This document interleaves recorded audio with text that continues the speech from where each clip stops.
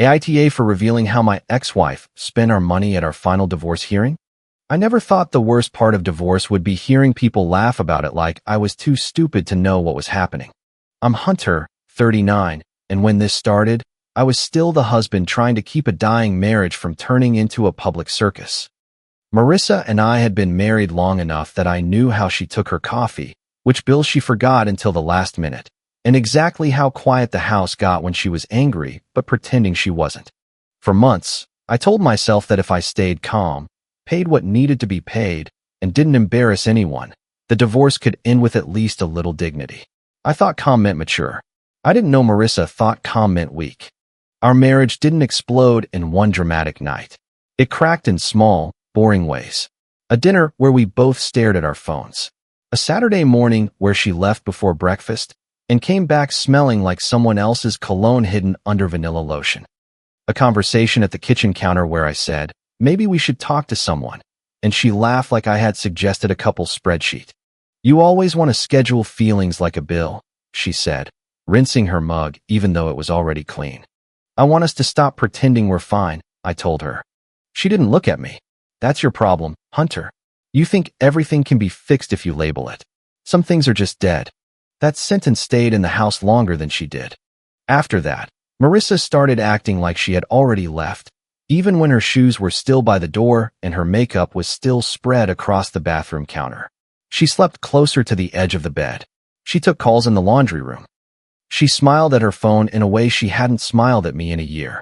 I didn't accuse her at first. I wasn't trying to be noble.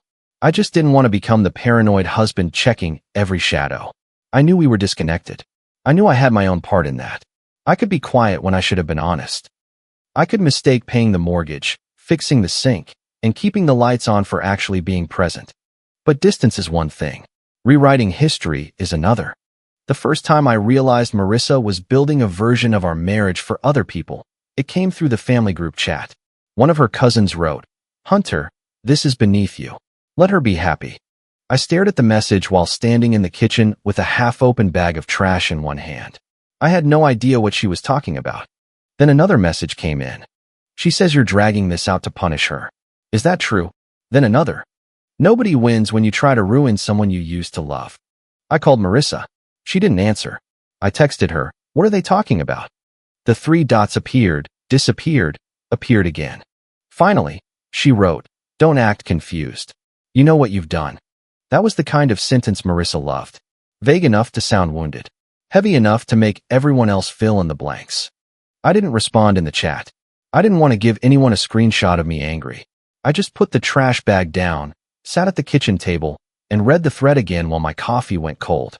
Over the next few weeks, her story got clearer because she kept telling it louder. I was cold. I was controlling. I cared more about numbers than her happiness. I never fought for us. I watched her fade and then acted shocked when she wanted freedom. She posted things online without naming me, which somehow made it worse. Healing from emotional neglect looks like choosing yourself. A woman isn't difficult just because she finally stops begging to be loved. Freedom scares the people who benefited from your silence. Mutual friends liked those posts. Relatives left hearts. A few people who had eaten dinner at our table wrote comments about how proud they were of her. I kept telling myself not to react. People believed whichever version came with tears and hashtags. Mine would have come with bank passwords and calendar dates. I knew how that would look. Then Cole started showing up around the edges. At first, he was just a name under her posts. A laughing emoji. A little inside joke. Told you quiet isn't always peaceful. Some people need actual energy. Then he appeared in a photo from a birthday dinner, standing too close behind her chair with one hand on the back of it like he owned the space around her. When I asked Marissa about him, she leaned against the bathroom sink and looked at me through the mirror. "Cole is a friend," she said. "A friend who calls me the old guy?" She rolled her eyes.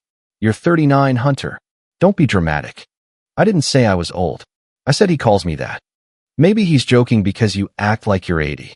That one landed, but I didn't give her the satisfaction of seeing it. I just nodded and walked away. Behind me, I heard her sigh the way people do when they want the room to know they're tired of being reasonable. The divorce filing came not long after. I expected it to hurt. I expected paperwork, awkward conversations, maybe a few ugly days. What I didn't expect was how much Marissa wanted me to pay for the story she was telling. Her petition painted me like a man who had trapped her financially. She claimed she had been forced into debt because I controlled the money. She wanted a larger share of the house equity, temporary support, and for me to cover credit card balances she said came from groceries, household repairs, gas, medical copays, and basic living expenses. I read the filing in my attorney Elaine's office, sitting across from her at a polished wooden table with a legal pad between us. Elaine was 50, calm in the way surgeons are calm, and she had a habit of letting silence do half the work. I looked up from the page. Financially trapped? She had full access to everything. Elaine folded her hands. Then we document that. She's saying I made her run up debt just to live. She's not just leaving, Elaine said. She's asking you to finance the exit. I wanted to argue with the page. I wanted to call Marissa and ask how she could put words like that under oath. Instead, Elaine slid a pen toward me. Start gathering statements, she said. Bank accounts, credit cards, emails about bills, texts about expenses. Anything that shows access, payments, dates. Do not give them a performance. Give the court a record. That became Elaine's rule for me. No performance. Record. At mediation, I saw why she kept repeating it. The conference room smelled like stale coffee and carpet cleaner. Marissa sat across from me in a soft blue sweater, her hair pinned back, looking fragile in a way that felt arranged. Her attorney spoke in careful phrases about emotional harm and power imbalance. Elaine answered with numbers and dates. Marissa barely looked at me until the mediator asked if either of us wanted to say something directly. She dabbed at the corner of her eye. I just want to be free to rebuild. I don't think that's too much to ask after everything. I could have said plenty. I could have asked if rebuilding required the house, half the retirement savings, and a credit card balance that had somehow ballooned right when Cole appeared. Instead, I said, I want this to be fair. That's all. Marissa gave a small, sad smile like I had just proven her point. After hours of going nowhere, we left through separate doors. Elaine had another call, so I walked to my car alone. Cole was leaning against a dark SUV in the parking lot, wearing sunglasses even though the sky was gray. Rough day, he asked. I kept walking. He pushed off the SUV and followed a few steps. Man, you really paid for the house just so I could move in. That's crazy. My hand tightened around my keys. For 1 second, I pictured turning around and giving him exactly what he wanted. A shove, a punch, a sentence ugly enough to make him flinch. Instead, I got in my car, shut the door, and sat there with my hands shaking against the steering wheel. Cole stood outside for a moment, grinning. Then he made a little salute and walked away. I opened my messages and typed, "Keep smiling. You'll find out soon enough." I stared at it, breathing hard. Then I deleted it. I opened my notes app and wrote the date, time, location, and exactly what he had said. My hands were still shaking, but the note was steady. When I told Elaine later, she didn't look surprised. Good, she said. Good. You didn't react. You recorded it. There's a difference. The public pressure got worse after mediation. Marissa told people I was refusing to let her move on. She told them I was using money to punish her. In the family group chat, her aunt wrote, "A real man doesn't make the woman he loved beg for peace." I almost typed back, "She's asking me to pay for her boyfriend's furniture." But at that point, I didn't have proof. I had suspicion, anger, and a parking lot comment from a man who thought being chosen made him special. Grant called me one night after dinner. He was one of those shared friends who thought neutrality meant repeating whatever the more emotional person said, and then calling it balance. "Maybe just let her go, man," he said. I was standing at the sink, washing one plate because cooking for myself still felt strange. "I am letting her go," I said. "It doesn't look like that from the outside. The outside is getting a version with a soundtrack." Grant sighed. "She's hurt. So am I. I just don't post mine. I'm not taking sides. You kind of are when you tell me to surrender because she's louder." He went quiet. I didn't hang up on him. I didn't ask him to choose me. I just said, "I'm letting her go. I'm not letting her take the truth with her." That was the first time I said it out loud, and once I did, I knew it was the line I wasn't crossing. For a while, I still paid certain bills just to avoid chaos. The electric bill was due, so I paid it. A joint card had an automatic payment coming up, so I covered it to prevent late fees. I thought I was being practical. Marissa took it as confirmation that I would absorb anything if she pushed hard enough. She changed streaming passwords. She removed my name from shared accounts wherever she could. She sent me clipped messages like, "Be grateful I'm not asking for more," and "You don't get to punish me because I finally chose myself." Every message was polished enough to be shown to someone else later. Mine stayed boring. "Please send the utility statement. Elaine will respond through counsel." I paid the minimum to avoid a late fee. This is not an agreement that the balance is valid. That last line was Elaine's wording. I used it 3 times.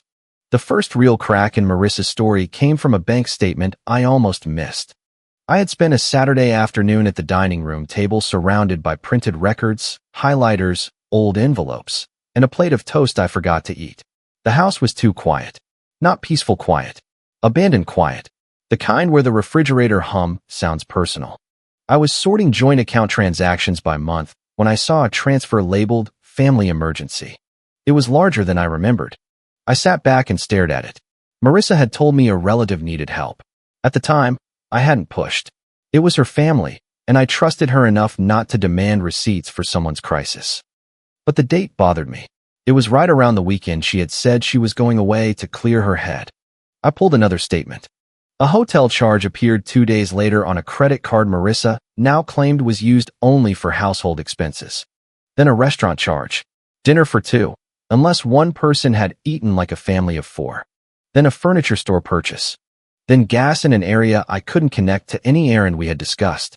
Then a payment app transfer with a vague note that said, "For later," sent to a username with Cole's initials tucked into it. I didn't feel like a detective. I felt sick. Household expenses don't usually come with hotel checkout times. I kept going. More charges lined up around dates Marissa had claimed she was with family. A boutique hotel. A steakhouse. A second hotel, cheaper and farther away. A set of bar charges. Small gifts. A deposit on temporary housing that had never been mentioned in mediation. The more I highlighted, the less the page looked like a budget and the more it looked like a map. I wanted to call her then. I wanted to ask, was any of it real? I wanted to hear her scramble. Instead, I made copies. Elaine's office was quiet when I brought in the folder. She spread the pages across her table, moving from statement to statement without changing expression. Every once in a while, she made a small mark with her pen. When she reached the family emergency transfer, she tapped it once. "This," she said. I knew it looked wrong. It does more than look wrong. It conflicts with her disclosure. I swallowed. "Can we prove where it went?" Elaine looked at me over her glasses. "We can ask properly. And if they don't answer properly, we can make it a court problem." Then she tapped the hotel charge. "This is why we do not react in parking lots." The subpoenas came next. I didn't fully understand the process, and Elaine didn't dress it up for me. She told me what we could request, what we couldn't, what would matter, and what would just make me feel better without helping the case. "I don't need everything embarrassing," she said. "I need what proves money, access, timing, and credibility." So that became the focus. Joint account transfers, credit card records, payment app history, phone-related documentation showing frequent contact during the period Marissa claimed Cole had only been a supportive friend. Email printouts where Marissa had written, months earlier, that she had access to her own accounts and preferred to handle certain bills herself because I was too slow to notice due dates. That line would have made me laugh if I hadn't been paying a lawyer to read it. Grant ended up helping without meaning to. Elaine had asked me to build a timeline of when Marissa claimed the marriage was over versus when Cole actually entered the picture. I remembered a small gathering months before the filing, but I couldn't place the exact date. Grant had posted a photo from that night. In the background, barely visible through a patio door, Marissa was standing beside Cole with his hand on her lower back. I texted Grant, "Do you still have the original photo from that night? The one at the dinner where Marissa wore the green jacket?" He responded, "Why?" Timeline. He didn't answer for 20 minutes. Then he sent the photo and wrote, "Hunter, was this before she said they started talking?" I stared at the message. "Yes, by weeks." Another long pause. Then Grant wrote, "I didn't know. I wanted to write.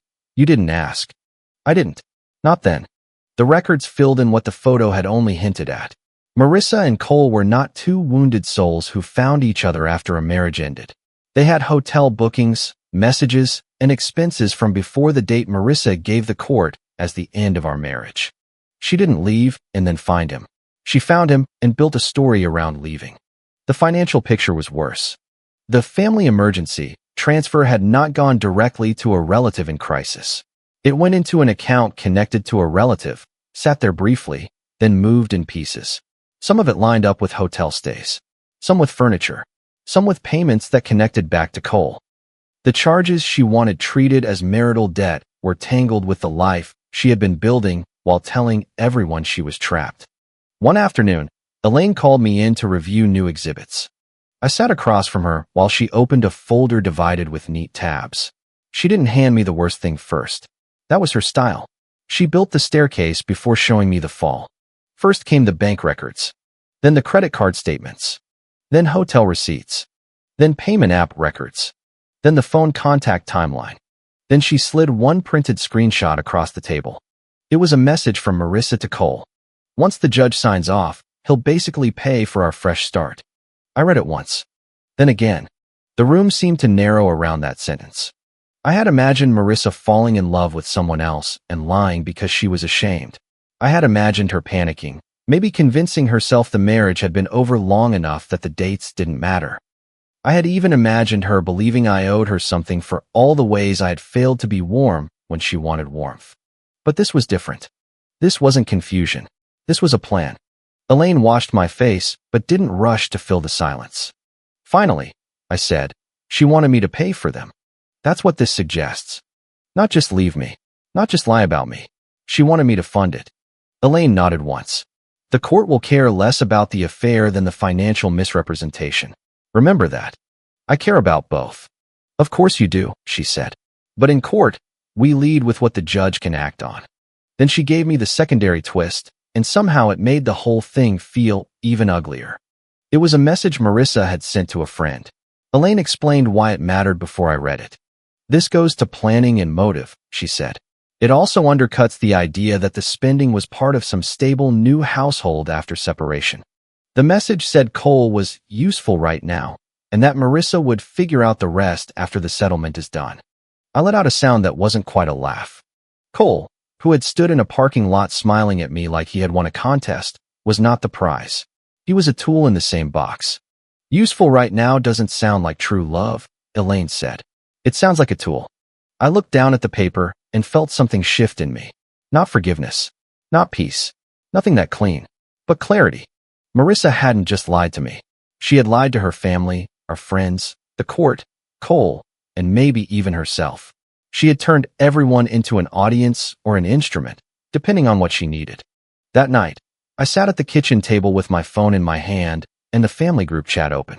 I typed, since everyone has an opinion, here are the hotel receipts and bank transfers. I attached nothing, but my thumb hovered over the photo icon. The court folder was beside me, thick and tabbed, quiet as a loaded weapon. I deleted the message. I didn't need a group chat trial. I needed the actual court to see it. Still, it was hard. People kept talking. Marissa kept posting about strength and survival. Cole kept orbiting her comments with smug little jokes. Relatives who hadn't called me once sent paragraphs about grace.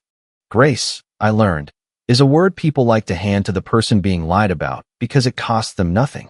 The final hearing arrived on a cold morning that made everyone look irritated before anyone spoke. I wore the same suit I had worn to mediation. Not because I was sentimental, but because it fit, and because buying a new suit for the end of my marriage felt stupid. Elaine met me outside the courtroom with 2 boxes of exhibits and a folder under her arm. How are you? She asked. Tired.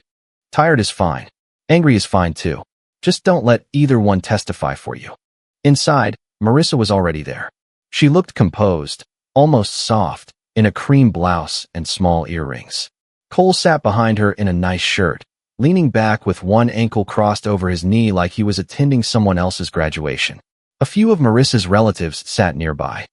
One of them glanced at me and then away, like even eye contact would be disloyal. Cole leaned forward as I passed. No hard feelings, he murmured. She just wanted more than quiet dinners and spreadsheets. I kept walking. Then, softer but still loud enough for me to hear, he said, can't wait to see what she does with the place. Elaine looked at me, not him. Record, she said under her breath. I sat down. When Judge Keller entered, the room changed. He was strict in a way that didn't need volume. He asked for exhibit numbers, dates, filings, and clean answers. He looked like a man who had heard every dramatic story twice before breakfast. Marissa's attorney went first. He painted a careful picture. Marissa was emotionally neglected. Marissa had tried for years. Marissa had no realistic choice but to leave. Marissa had incurred debt because she lacked meaningful financial independence. Marissa wanted only a fair chance to rebuild. Marissa dabbed at her eyes at the right moments. Her relatives nodded softly behind her. Cole stared at the ceiling like he was bored by my final defeat. I sat still.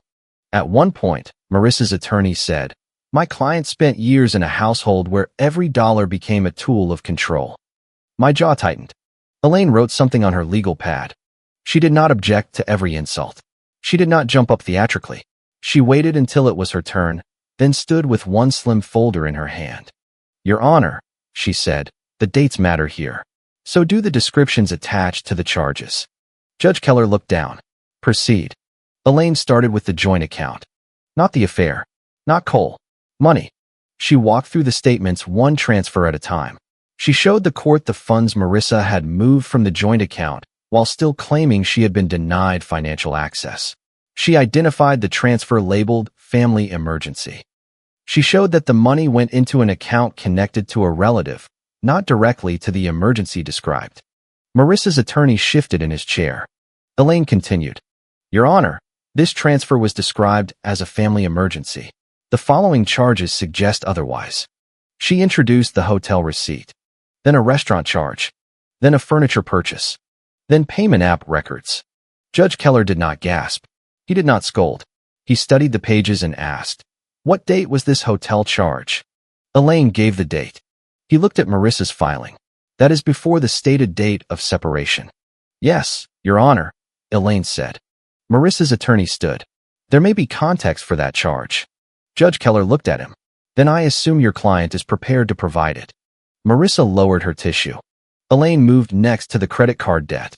She showed how charges Marissa had categorized as groceries, household needs, and basic living expenses lined up with hotel stays, dinners, gas, small gifts, and furniture connected to Cole.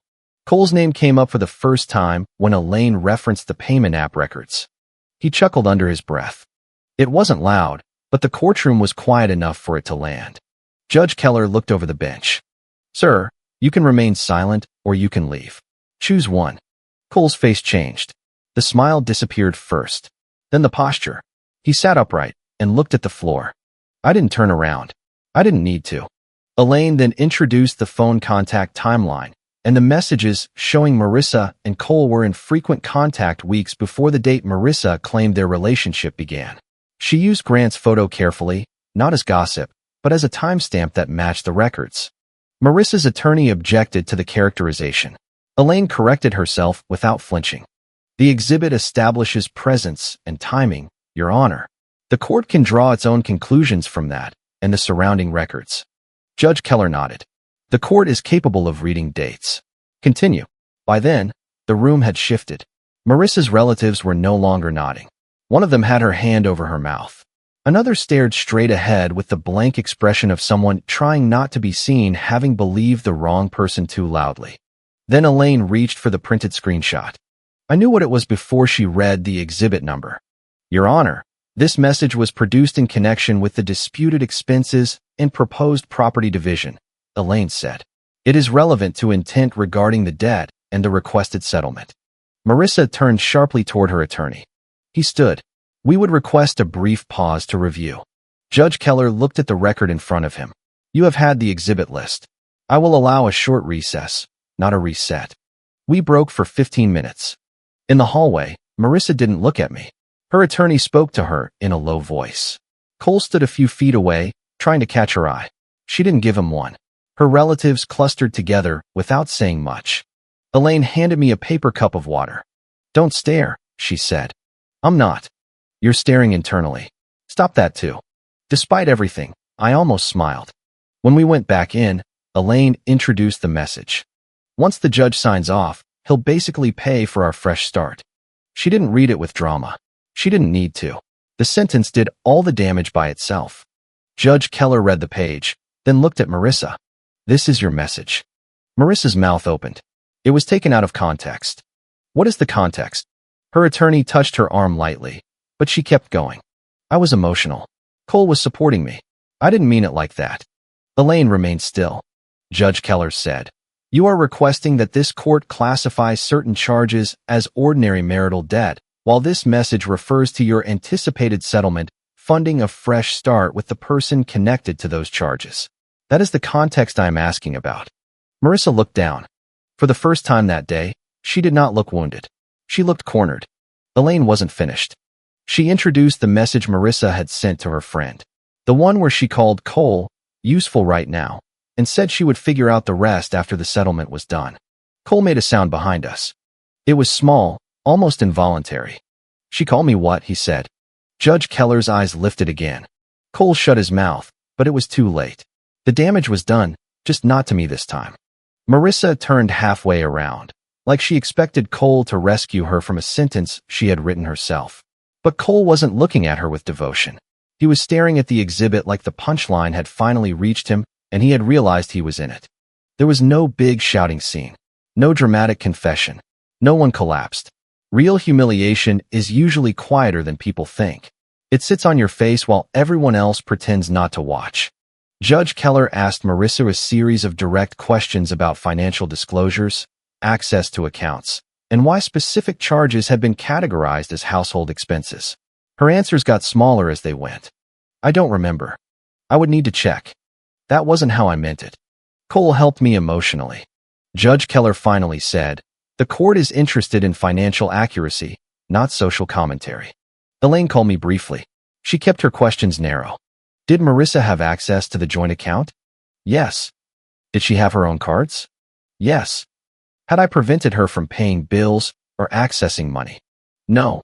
"Had I agreed that the disputed credit card charges were ordinary marital expenses?" "No." "Had I paid some minimums to prevent late fees while disputing the balance?" "Yes." "Why?"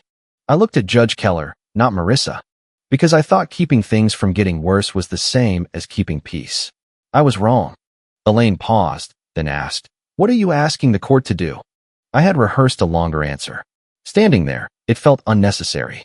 "I'm not asking the court to punish her for leaving me," I said. "I'm asking not to be billed for the lies she told while leaving." The room went still.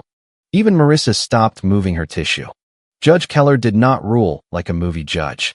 He didn't slam anything or give a speech about betrayal. He went through the categories like a man cleaning a dirty window one pane at a time. The court was not persuaded that the disputed charges were ordinary marital expenses. I would not be responsible for the affair-related credit card debt Marissa had tried to roll into the marital pile. The funds moved out of the joint account would be counted against Marissa's side of the property division. Her request for a larger share of the house equity was reduced sharply because her financial disclosures were inaccurate and incomplete. He warned Marissa about the seriousness of honesty in financial filings. He also made it clear he was not there to punish anyone for the emotional failure of a marriage. "But," he said, looking down at the documents, "the court will not ignore records because one party prefers a different narrative." That sentence did more for me than any apology could have. When it was over, I didn't feel victorious.